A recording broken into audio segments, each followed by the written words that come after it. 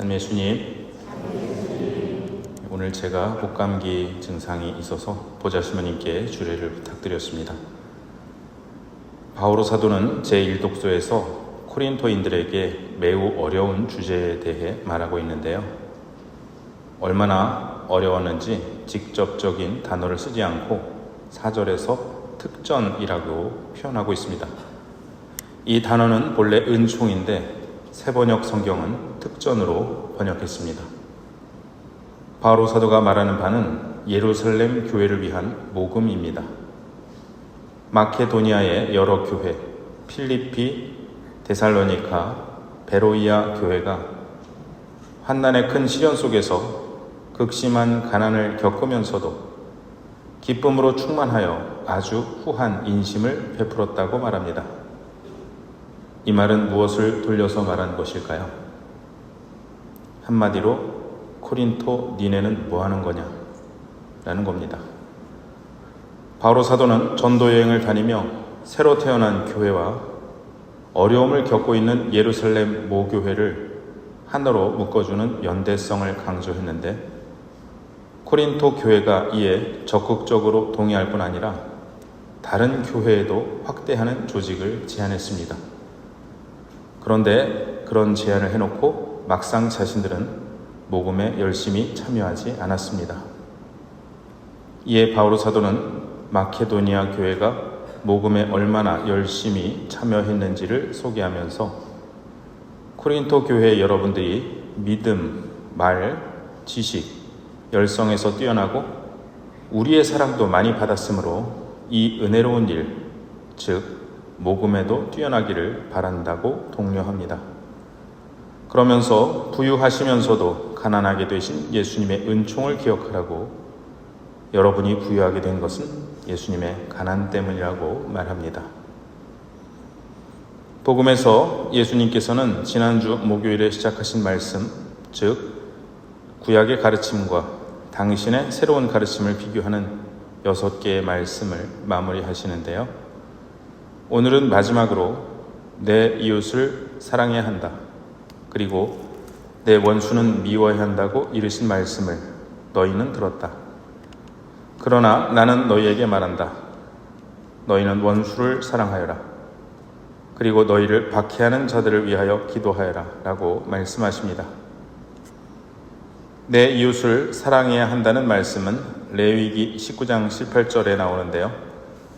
예수님께서 나중에 두 번째로 큰 계명으로 인용하실 내 이웃을 너 자신처럼 사랑해야 한다는 말씀입니다. 그런데 내 원수는 미워해야 한다는 말씀은 사실 구약 성경에 나오지 않습니다. 그렇다면 예수님은 어떤 말씀을 인용하신 것일까요?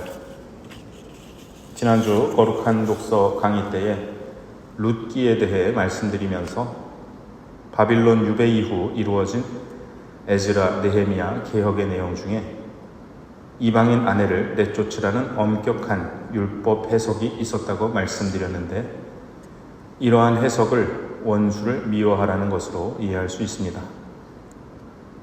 그리고 이러한 경향을 거스르는 것이 룻기라고 말씀드렸습니다. 또한 동족이라 하더라도 이른바 죄인으로 분류된 사람들, 세리와 창녀들을 바리사이와 율법학자들은 상종하지 않았는데요. 이들의 입장도 원수를 미워하라는 해석이라 할 수 있습니다. 예수님은 이들의 비좁고 위험한 성경 해석을 경계하라 하십니다. 원수를 사랑하여라 라는 말씀을 오늘날 세상이 실천한다면 어떻게 될까요? 지난 13일 이스라엘이 이란을 공습했습니다. 여러 명의 이란 군 지도부와 핵미사일 과학자들이 숨졌습니다. 하지만 공습의 피해자 대부분은 민간인입니다.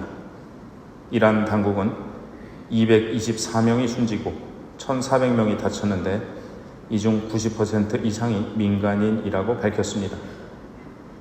이란은 반격에 나섰고 미사일 100여 기를 발사했습니다. 이스라엘에서는 최소 24명이 숨지고 180여 명이 다쳤다고 합니다. 우리나라 국립외교원의 한 전문가는 이번 이스라엘의 공격 배경을 3가지 요인으로 분석했습니다.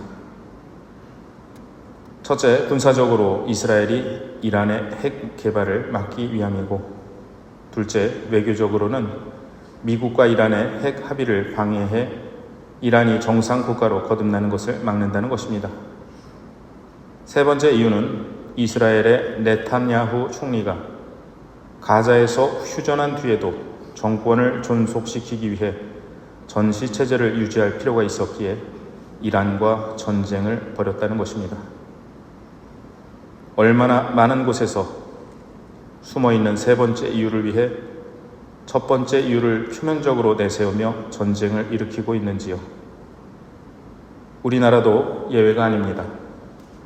자신들의 정권 유지를 위해 북한을 도발해 국지전을 일으키려 했던 사례들이 속속 밝혀지고 있습니다.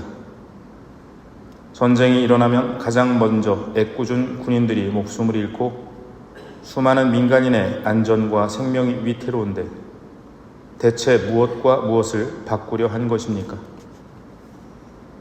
이스라엘과 주변 아랍 국가들이 원수를 사랑하라는 예수님의 말씀을 알아듣는다면 어떨까요? 그들이 유다교와 이슬람교를 믿고 있기에 예수님의 가르침을 외면하는 것일까요? 그러나 그리스도교인들도 예외는 아닙니다.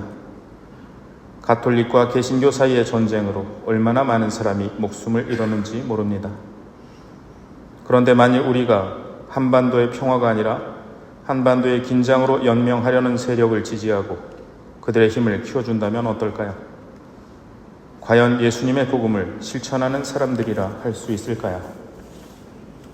이번에 너무나 충격적인 장면이 있었는데, 이란이 발사한 미사일들이 이스라엘을 향해 떨어질 때 이스라엘과 국경을 접한 레바논에서 그 광경을 보며 축제를 벌이고 색소폰 연주까지 하는 영상이 공개되었습니다. 이스라엘 때문에 겪은 고통의 크기가 헤아려지기도 하지만 그 미사일 역시 민간인을 향하고 있기에 너무나 마음이 아픈 장면이었습니다.